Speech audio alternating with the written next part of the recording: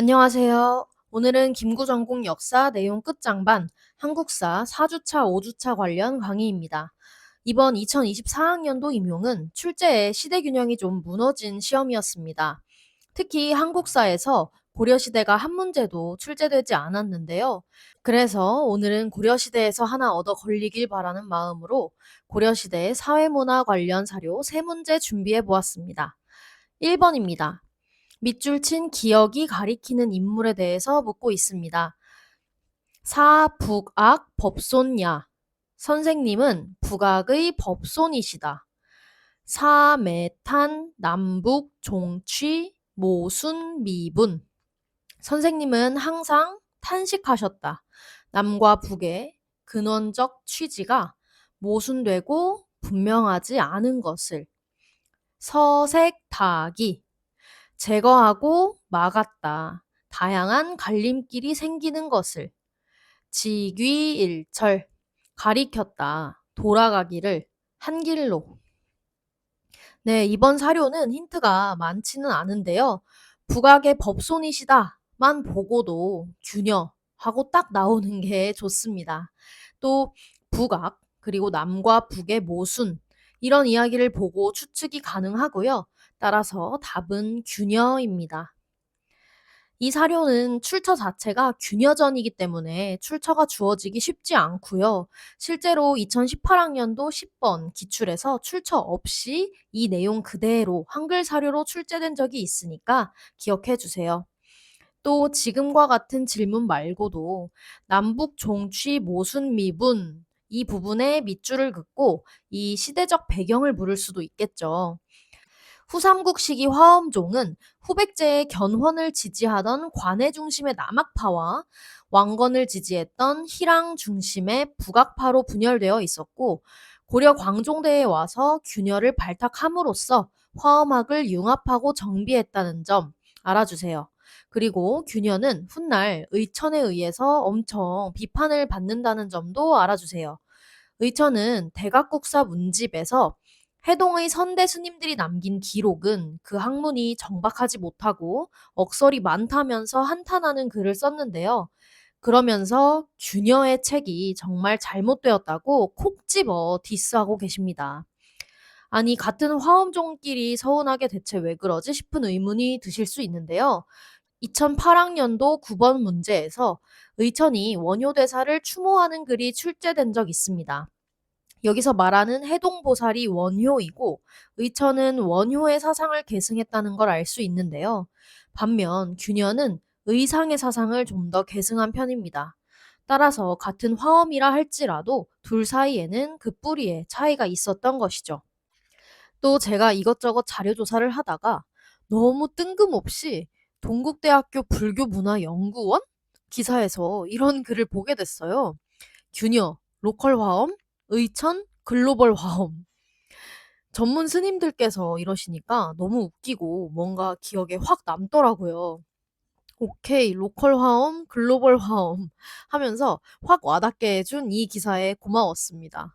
넘어가서 여기서 여러 서자는 원래는 여럿, 무리 등의 의미로 서민, 서자 할 때 쓰이는 글자인데요. 여기서는 거의 안 쓰이는 뜻인 제거하다라는 의미로 쓰였습니다. 그리고 이 막을 색자도 변방새, 막을 색 두 가지 음훈이 있다는 거 기억해 주세요. 여기서는 막을 색으로 쓰여서 서색다지, 제거하고 막았다, 많은 갈림길을 과 같이 해석이 됩니다.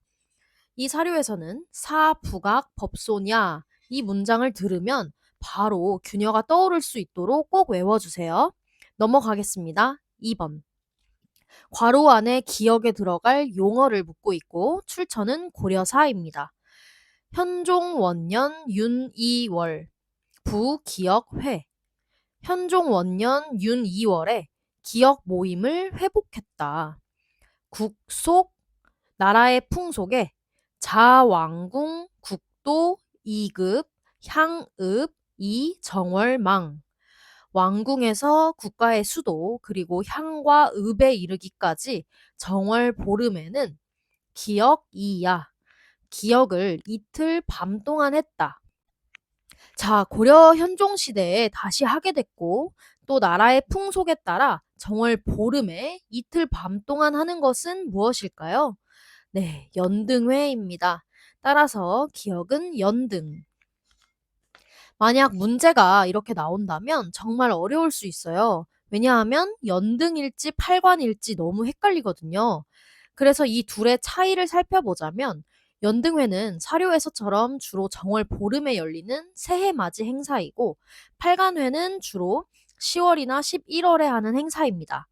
저는 혹시라도 이게 시험에 출제가 된다면 아마 팔관회와 확실하게 구분할 수 있는 힌트를 더 줄 거라고 생각을 합니다.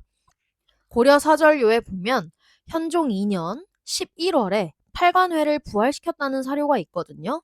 그리고 최승로의 시무 28조에서도 봄에는 연등회를, 겨울에는 팔관회를 한다는 내용이 있습니다.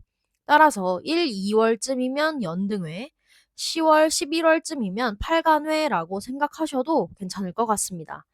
또 연등회는 태조에게 제사를 지내는 게 중요한 행사이면서 불교적 색채가 짙은 반면 팔간회는 전통 신앙까지 포용하면서 고려가 천자국으로서의 위상을 드러내는 그런 파티 같은 느낌이 강했다는 거 차이점으로 알아주시면 좋을 것 같습니다.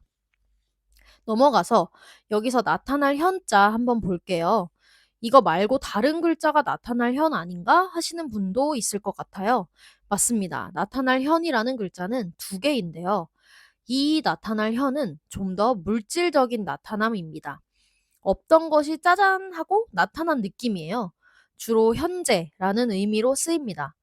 반면 여기서 쓰인 이 나타날 현은 정신적인 나타남입니다. 원래 있던 것이 드러나게 되는 것이죠. 즉, 공로가 드러난다거나 뭔가 빛을 발하거나 하는 그런 나타남입니다. 아무튼 나타날 현자는 두 개 있다는 거 알아주시고요. 또 여기 다시 부자는 회복할 복이라는 뜻도 있습니다. 부활, 부흥 할 때는 다시 부이지만 극복, 복고 할 때는 회복할 복자입니다. 둘 다 많이 쓰이기 때문에 알아주세요. 마지막으로 여기 발할 망자는요. 보름이라는 뜻도 있어서 여기서는 정월 보름이라는 뜻으로 쓰였습니다. 우리 역사 내세는 정월, 컴마 찍고 망연 등이야라고 되어 있는데 이렇게 되면 정월에 이틀 밤 동안 연등하는 것을 바란다와 같이 해석되기 때문에 이는 실수로 보입니다. 정월망, 연등이야가 맞습니다. 넘어가겠습니다. 3번. 괄호 안에 기억에 들어갈 용어를 묻고 있습니다. 출처는 고려 사전료입니다. 공주 명학 기억 민 공주 명학 기억의 백성 망이 망소이 등 소취 당여 망이 망소이 등이 부르고 모았다. 무리를 자칭 산행병마사 스스로 산행병마사라고 칭하고 공함 공주 공격하여 함락했다. 공주를 네, 이 사료는 조금이라도 어려운 한자는 못 읽었다고 쳐도 출처가 고려사전료이고 공주라는 지역이 두 번이나 나오고 망이 망소이라는 확실한 이름이 나오기 때문에 기억에 들어갈 말은 소라는 것을 알 수 있습니다. 따라서 답은 소입니다. 소는 고려시대 특수행정구역으로 수공업이나 광업에 종사하는 사람들이 차별받으면서 살고 있었던 지역이죠. 그러다가 명종 시기 정중부 정권 때 공주 명학소에서 망이 망소이의 난이 일어나고 충순현으로 승격했던 그러나 다시 진압당했던 내용 기억해 주세요. 소와 관련해서는 다인철소가 몽골군 격퇴에 공이 있어 이간현으로 승격된 이야기도 교과서에 많이 나와 있으니까 같이 알아두시면 좋을 것 같습니다. 여기서는 명학이라는 글자가 낯설 수 있는데요. 일단 둘 다 새 조자가 들어있으니까 새와 관련된 글자라는 걸 추측할 수 있습니다. 울명자는 입구에 새 조자가 붙어서 새가 울어댄다는 의미의 울명이 되었고요. 비명, 공명 할 때 쓰입니다. 그리고 옆에 학자는 고상할 각에 새 조자가 붙어서 고상한 새인 학을 나타내는 학, 학자가 되었습니다. 또 이 모을 취자는요. 예전에 무리 중자 설명하면서 말했던 것처럼 밑에 이 모양이 사람 3명이 나란히 서 있는 모양입니다. 따라서 가질 취자에 사람 3명이 이렇게 모여 있으니까 무리를 가진다, 즉 모으다, 모이다의 의미가 되어 모을 취자가 된 겁니다. 마지막으로 이 빠질 함자는요. 언덕부에 함정, 함이 결합한 글자인데요. 언덕에 있던 함정에 빠진 겁니다. 이 글자는 자세히 보시면 이렇게 구덩이에 사람이 빠진 모양이거든요. 따라서 빠질 함 외워주세요. 오늘 준비한 사료는 여기까지입니다. 다음 편부터는 기출사료 해설로 돌아오도록 하겠습니다. 감사합니다.